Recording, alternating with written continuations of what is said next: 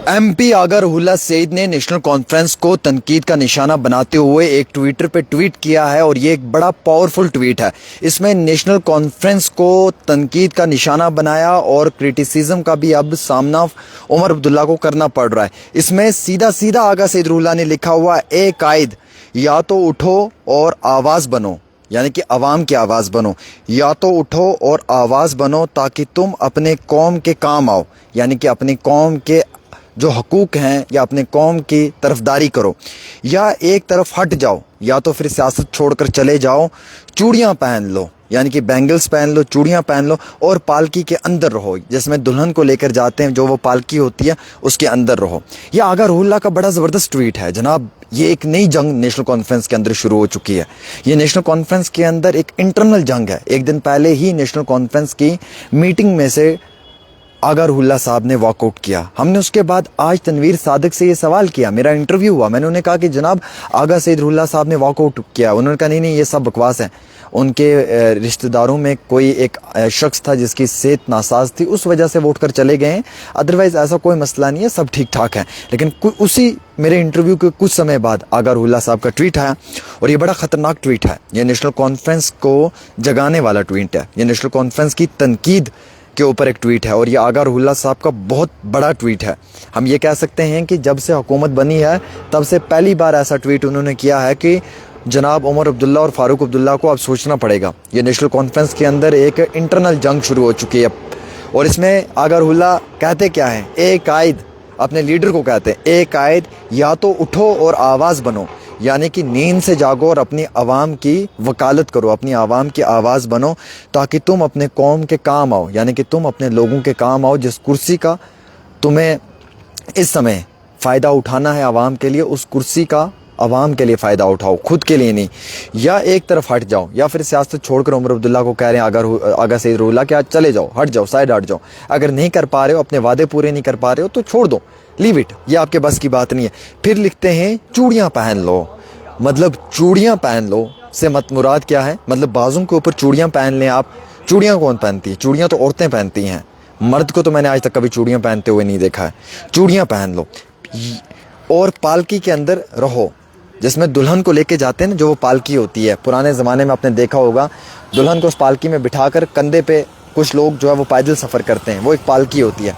या फिर उस पालकी में जो है वो आप रहो। यानी कि आगा रुहुल्लाह ने इतना बड़ा एक पॉलिटिकल ट्वीट किया है, जिस पॉलिटिकल ट्वीट के बाद जम्मू कश्मीर की नेशनल कॉन्फ्रेंस के अंदर एक बड़े पैमाने के ऊपर जो है वो हमें अफरा तफरी का माहौल नज़र आ रहा है। उमर अब्दुल्ला साहब का क्या रिप्लाई है इसके ऊपर, वो तो एक अलग बात है, लेकिन आगा रुहुल्लाह ने यकीनन तौर पे उमर अब्दुल्ला की नींद को जो है मुझे लगता है उन्हें नींद से जगा दिया है, क्योंकि Agha Ruhullah is very close to Omar Abdullah.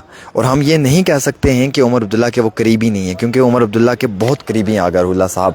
इलेक्शनों में आगा रुहुल्लाह ने बहुत मदद की उमर अब्दुल्ला की, आपको पता है। लेकिन आज वही आगा रुहुल्लाह जो हैं वो बड़े क्लियर और बड़े कट अल्फाजों में ये लिखते हुए नज़र आए हैं कि अपने लीडर के लिए कि ए कायद या तो उठो और आवाज़ बनो ताकि तुम अपने कौम के काम आओ, या एक तरफ हट जाओ, चूड़ियाँ पहन लो और पालकी के अंदर रहो।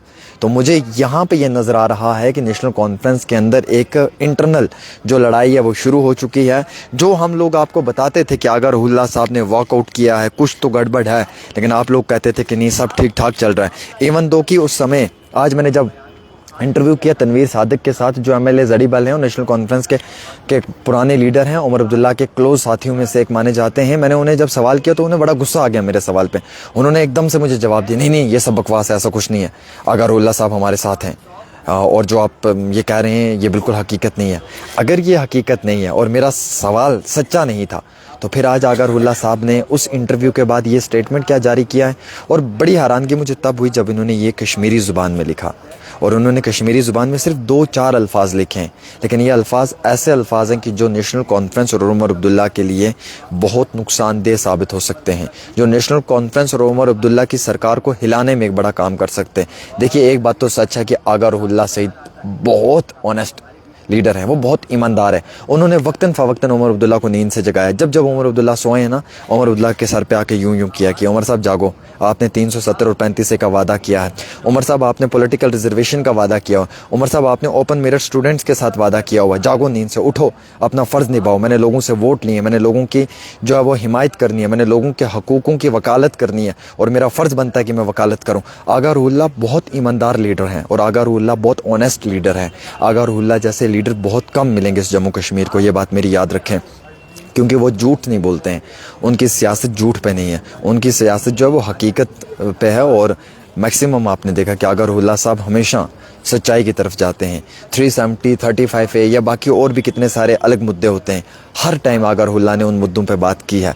واحد ایک اکیلا ایسا نیشنل کانفرنس میں لیڈر ہے, میں مانتا ہوں جسے وہ لیڈر ہے وہ آغا روح اللہ صاحب, جس کی میں عزت کرتا ہوں, جس سے میں انتہائی محبت کرتا ہوں. کیونکہ آغا روح اللہ صاحب جو ہے نا وہ ڈنکے کی چوٹ پہ بات کرتے ہیں. جب بی جے پی اقتدار میں تھی تو میں بی جے پی والوں کے پیچھے پڑتا تھا, یاد ہے آپ, انہیں میں کیسے بگاتا تھا, یوں. آج جب این سی اقتدار میں تو میں این سی والوں کے پیچھے پڑتا ہوں اور ان سے سوال کرتا ہوں.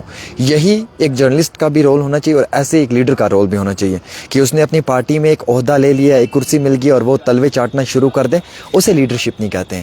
وہ اپنے سی ایم کو, اپنے ڈپٹی سی ایم کو, اپنے جو ہے وہ باقی منسٹرز کو نیند سے جگائے اور انہیں کہے کہ ہم نے جو لوگوں سے وعدے کیے ہیں, جس پہ ووٹ مانگا ہے, اس پہ ہی ہمیں ووٹ کے بنیاد پہ کام کرنا ہے. دوستو آج کی بات میری یاد رکھیں, اگلے کل میں نیشنل کانفرنس کے لیے بہت مصیبت بنے گی الیکشنوں میں.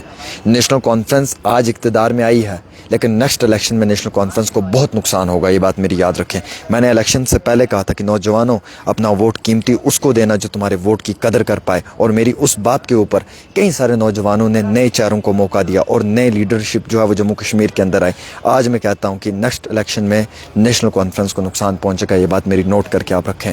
فی الحال آغا روح اللہ صاحب جو کر رہے ہیں وہ عوام کی بہتری کے لیے, فلاح اور بہبودی اور ترقی کے لیے کر رہے ہیں. اور آغا صاحب کبھی بھی جو ہے وہ سر جھکانے والوں میں سے نہیں ہے, وہ ہمیشہ اپنے عدل اور انصاف کی لڑائی لڑنے والوں میں سے ایک ہے.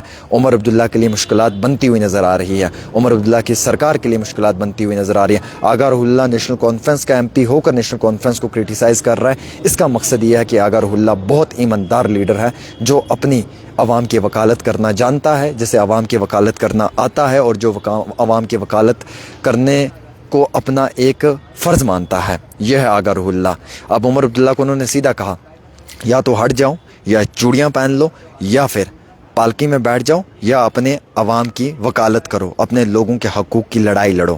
تو میں ایسے نیتاؤں کو اپریشیٹ کرتا ہوں جو عدل اور انصاف کے لیے لڑتے ہیں, جو ظالم حکمران کے خلاف لڑتے ہیں, جو ظالم حکمران کے آگے سر نہیں جھکاتے ہیں.